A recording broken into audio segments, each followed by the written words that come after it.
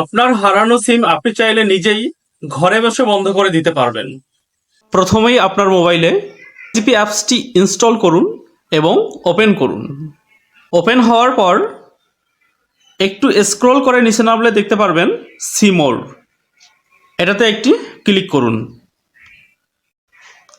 এবার যে পেজটি আসবে এখানে একটি অপশন দেখতে পাবেন ডিঅ্যাক্টিভেট লস্ট সিম। এবার যে সিমটি আপনার হারিয়ে গেছে তার নাম্বারটি এখানে প্রবেশ করান। এবার কন্টিনিউ করে দিন। এবার যে সিমটি হারিয়ে গেছে তার মালিকের এনআইডি কার্ডের নাম্বার এবং ডেট অফ বার্থ এখানে দিতে হবে।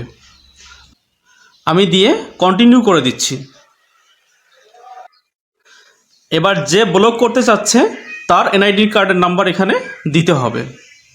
যেহেতু আমারই সিম হারিয়ে গেছে এবং আমি ব্লক করতে চাচ্ছি, সুতরাং আমারই এনআইডি কার্ডের নাম্বার এখানে দিতে হচ্ছে। দিয়ে আমি কন্টিনিউ করে দিচ্ছি। এবার বলছে ব্লক দিস নাম্বার, অর্থাৎ এবার যদি আমি ব্লকে প্রেস করি তাহলে নাম্বারটি ব্লক হয়ে যাবে। ব্যাস, এভাবেই আপনি আপনার হারানো সিম বন্ধ করে দিতে পারবেন।